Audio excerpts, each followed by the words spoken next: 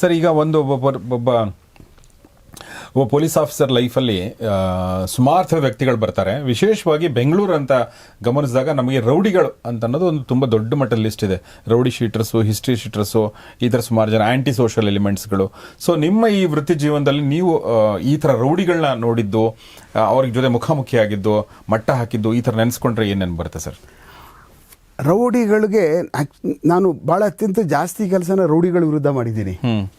ಪತ್ತೆ ಮಾಡ್ತಕ್ಕಂಥದ್ದು ಒಂದಾದರೆ, ರೌಡಿಗಳ ವಿರುದ್ಧವಾಗಿ ನನಗೆ ಭಾಳ ಸಂತೃಪ್ತಿ ಇದೆ. ರೌಡಿಗಳ ವಿರುದ್ಧವಾಗಿ ಎಲ್ಲೂ ಯಾವುದೇ ಕಾರಣಾಂತರದಿಂದ ಒಂದು ಸಣ್ಣ ಕಡೆನೂ ಅವ್ರನ್ನ ಕಾಂಪ್ರಮೈಸ್ ಮಾಡಿದೆ. ಅವ್ರು ಎಂಥ ಬಲಿಷ್ಠ ಆದ್ರೂ ಅವನನ್ನು ನಾವು ಬಲಿಷ್ಠರು ಅಂತ ಗೊತ್ತಾದ ತಕ್ಷಣ ರೌಡಿಗಳೆಲ್ಲ ಬಾಲ ಮುದುರ್ಕೊಂಡು ಕುಯ್ ನೋಡೋಗ್ಬಿಡ್ತಾರೆ.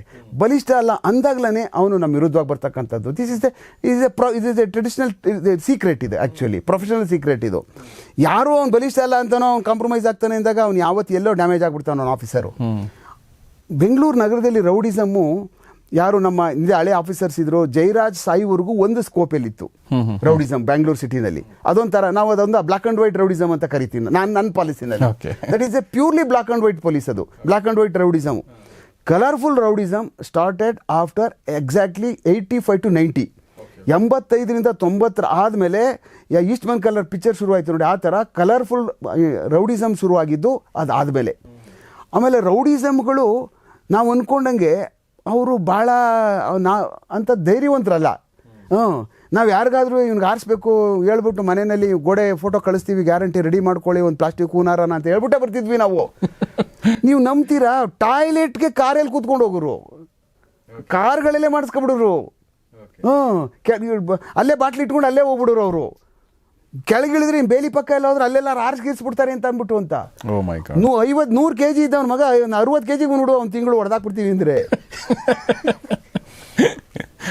ನಾವು ನನ್ನ ಪಾಲಿಸಿಗೆ ಅವ್ರನ್ನ ಸೈಕಲಾಜಿಕಲಿ ಫಿಸಿಕಲಿ ಕೊಂದಾಕಬೇಕು ಅಂದರೆ ರೌಡಿಗಳಿಗೆ ನಾವಿವತ್ತು ಮರ್ಡರ್ ಮಾಡಿಬಿಟ್ಟ, ಗ್ಯಾಂಗ್ ಮರ್ಡರ್ ಮಾಡಿಬಿಡ್ತು, 24 ಗಂಟೆ ಒಳಗಡೆ ಹಿಡ್ಬಿಟ್ಟು ಮೀಸೆ ಮಾಡಿ ತೋರಿಸ್ಕೊ ಎಲ್ಲ ಬಂಡಲ್ಲು ಎಲ್ಲರೂ ಅದು ಆ ಥರ ಮಾಡ್ತಾರಲ್ಲ, ಅದು ನಾನು ದೇವರನ್ನೇ ಒಪ್ಪುದಿಲ್ಲ. ಅದು 12 ಗಂಟೆ 8 ಗಂಟೆ ಹಿಡಿದ್ಬಿಟ್ಟು ಅಂದರೆ ಬಿರಿಯಾನಿ ತಿಂದರು ನಮ್ಮ ಪೊಲೀಸ್ನವರು ಅಂತ ಯಾವ ಪೊಲೀಸ್ ಆಫೀಸರ್ ಚಾಲೆಂಜ್ ಮಾಡಾಗ ಹೇಳ್ಬಿಡ್ತೀನಿ ನಾನು, ಯಾರೇ ಆಗಲಿ 24 ಗಂಟೆ ಒಳಗಡೆ ಅವ್ನು ಟಾಕತ್ತಿದ್ರೆ ಇಳಿದ್ಬಿಡಿ ನೋಡೋಣ, ನಾನು ತಪ್ಪಿಸ್ಕೊಬಿಡ್ತೀನಿ. ನಾನು ಬೆಂಗಳೂರು ಸಿಟಿಲೇ ಇರ್ತೀನಿ, ಒಂದು ತಿಂಗಳಿರ್ತೀನಿ, ನಾನು ಪತ್ತೆ ಮಾಡಿಬಿಡಿ ನೋಡೋಣ ಒಬ್ಬ ಮನುಷ್ಯನ. ಇಡೀಗೆ ಸಾಧ್ಯನೇ ಆಗೋದಿಲ್ಲ ಸರ್ ಯಾವ ಕಾರಣಕ್ಕೂ. ನಾನು ಪ್ರಯತ್ನ ಪಟ್ಟು ಈ ಥರ ಅವನನ್ನು ಕೊಂದಾಕಿದ್ರೆ ರೌಡಿಸಮ್ ಹೋಗ್ಬಿಡುತ್ತೆ ಬೆಂಗಳೂರು ಸಿಟಿಯಿಂದ. ನಾವು 24 ಗಂಟೆ ಒಳಗಡೆ ಇಳಿದ್ಬಿಟ್ಟು ಅಂತ ನಾವು ಯಾರಿಗೋ ತೋರ್ಸೋಕ್ಕೋಸ್ಕರ ಏನೋ ನಾವು ಭಾಳ ಬಲಿಷ್ಠರು, ಅದೆಲ್ಲ ಸುಳ್ಳು. ಇದೆಲ್ಲ ಪ್ಲ್ಯಾನ್ ಮಾಡ್ಕೊಂಡಿರ್ತಾರೆ ಕಂಪ್ಲೀಟು ಅಂತ ಅವರು. 24 ಗಂಟೆ ಅಂದ ತಕ್ಷಣನೇ ಪ್ಲ್ಯಾನ್ಡ್, ಅದು ರೆಡಿ ಮಾಡಿರ್ತಾನೆ. ಈ ಕಡೆ ಬಿರಿಯಾನಿ ಬರುತ್ತೆ ಅಂದರೆ ಒಂದು ಕಡೆ ಎಲ್ಲ ದಾಬಾದಲ್ಲಿ ಕೂತ್ಕೊಂಡಿರಪ್ಪ, ಯಾರೋ ಫೋನ್ ಹೊಡಿತಾನೆ, ಸರ್ ಏನು ನೋಡಿ ಸರ್ ಹಿಂಗಿದೆ, ಸ್ವಲ್ಪ ರೆಡಿ ಮಾಡ್ಕೊಂಡಿದ್ದೀವಿ, ಎಲ್ಲ ಚೂರು ಅಲ್ಲೇ ಎಲ್ಲ ಮಾಡಿದ್ದಾರೆ, ಕರ್ಕೊಂಡ್ಬಿಡ್ತೀವಿ, ಒಂದು ಸ್ವಲ್ಪ ಹಿಡ್ದಂಗೆ ಮಾಡಿಬಿಡಿ ಸರ್. ಆಯಿತು. ಒಂದು ಕಡೆ ಕೂತ್ಕೊಳ್ತಾರೆ, ಇವ್ರು ಸ್ಟ್ರೇಟಾಗಿ ಹೋಗ್ಬಿಟ್ಟು ಲಕ್ ಅಂತ ಎತ್ತಾಕೊಂಡ್ಬಂದು ಇಲ್ಲಿ ತಂದ್ಬಿಟ್ಟು 24 ಗಂಟೆ ಬಾರಿಸ್ಬಿಡ್ತು, ಗಂಟೆ ಡಣ್ ಅಂತ ಹಾಕ್ಬಿಟ್ಟು ಒಳಕ್ಕೆ ಹಾಕ್ಬಿಡ್ತಾರೆ. ಅವನಿಗೆ ರಾತ್ರಿಲೆಲ್ಲ ಬಿರಿಯಾನಿನೇ. ಓಕೆ, ಅವನನ್ನ ಹಿಡ್ಕೊಂಡು ಬಂದು ಒಳಗಡೆಗೆ ಹಂಗೆ ಕಳಿಸ್ಬಿಟ್ರೆ ನಾವು ಕೊಚ್ಚಾಕ್ಬಿಟ್ಟಿರ್ತಾರೆ ರಸ್ತೆನಲ್ಲಿ ಅವರು.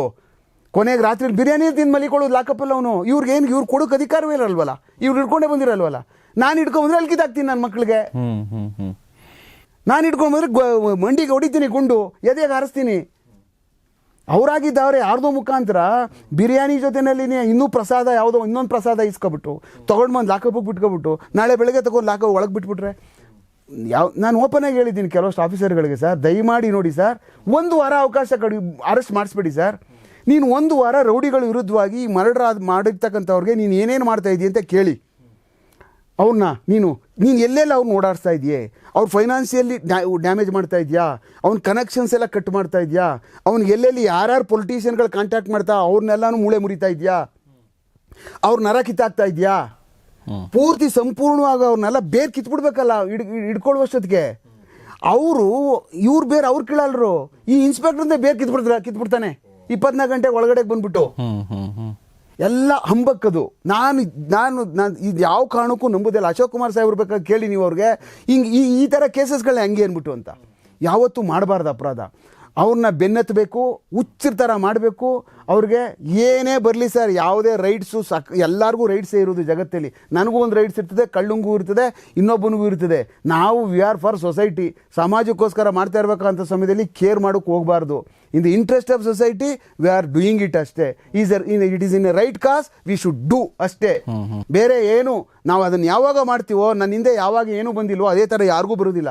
ಸರಿಯಾಗಿ ಯಾರು ಸರಿಯಾದಂಥ ರೀತಿಯಲ್ಲಿ ಇಂಟ್ರೆಸ್ಟ್ ಆಫ್ ನಾವು ಸೊಸೈಟಿನಲ್ಲಿ ಮಾಡೋಕೆ ಹೋಗಲ್ವೋ ಇದೆಲ್ಲ ಆಗ್ಬಿಡ್ತವೆ. ಭಯ ಅವನಿಗೆ, ತಾಳಪ್ಪ, ಅಯ್ಯೋ ಆಫೀಸರ್ ಕೇಳ್ತಾರೆ, ಹಿಡಿದ್ರೇನೆಯ ಸರ್? ಹಿಡಿದೆ ಸರ್, ವೆರಿ ಗುಡ್ ಆಯ್ತು ಬಿಡು. ಅವ್ರೂ ವೆರಿ ಗುಡ್ ಆಯ್ತು ಬಿಡು ಅಂದ್ಬಿಡ್ತಾರೆ. ಅವ್ರಿಗೆ ಬೇಗ ಹಿಡಿದು ಬಿಡಬೇಕು. ದಯಮಾಡಿ ಇದೊಂದು ಸಮಯದಲ್ಲಿ ಅವ್ರಿಗೆ ಹೇಳ್ತೀನಿ, ರೌಡಿಗಳು ಮರ್ಡರ್ ಆದಾಗ ಬಿಡ್ಬಿಡಿ, ಆ ಇನ್ಸ್ಪೆಕ್ಟರ್ಗೆ ಹಾಕ್ಕೊಂಡು ಸರಿ ಐರನ್ ಮಾಡ್ಬೇಕು ನಾವು. ನೀನು ಏನು ಮಾಡ್ತಾ ಇದೀಯ ಅವ್ರಿಗೆ? ಅವನು ಒಂದು ವಾರ 15 ದಿವಸದಲ್ಲಿ 20-30 kg ಕಮ್ಮಿ ಆಗಿದಾನಾ? ಕಮ್ಮಿ ಆಗವನೇ ಅಂದರೆ ಅವ್ನ ಕಡೆ ಮಲಗಿರಲ್ಲ ಸರ್, ಮಲಗಲ್ಲ ಅವರು. ಅವನಿಗೆ ಈಗ ಇಲ್ಲಪ್ಪ, ಅವ್ನು ಮೇನ್ ಅಕ್ಯೂಟ್ ಇದ್ದಾನ, ನಾವು ಹೊಡೆದಾಕ್ಬಿಡ್ತೀವಿ ಸರಿ ಅವ್ನು ಯಾವ ಕಾರಣಕ್ಕೂ ಸರ್ ಜೈಲಿಗೆ ಕಳಿಸೋದಿಲ್ಲ ನಾವು ಅಂತ ಹೇಳ್ಬಿಟ್ಟು ನೀವು ಹೊಡಿತಿರೋ ಬಿಡ್ತಿರೋ ಬೇರೆ ವಿಚಾರ ಸರ್, ಅದು ನೆಕ್ಸ್ಟ್ ವಿಚಾರ. ಅವನನ್ನ ಸರಿ ಎನ್ಕೌಂಟ್ರ್ ಮಾಡಿಬಿಡ್ತೀವಿ ಅಂತ ಗೊತ್ತಿರೋ ಕಡೆಯಿಂದ ಅವನ ಕಡೆಯಿಂದ ಹುಳ ಬಿಟ್ಬಿಟ್ರೆ ಅವನು ಹಿಂಗೆ ಸಾಯಿ ಥರ ಆಗ್ಬಿಡ್ತಾನೆ. ಊಟನೂ ಮಾಡಲ್ಲ, ನಿದ್ರೆನೂ ಮಾಡಲ್ಲ, ಕೂನಲ್ಲ, ನಿಲ್ಲಲ್ಲ, ಹಿಂಗೆ ಇರ್ತಾನೆ ಅವನು. ಸುತ್ತೋಗ್ಬಿಡ್ತೀನಿ ಅಂತ ಹಿಂಗೆ ಮಾಡಬೇಕಾ ಬೇಡ sir? This is real policing.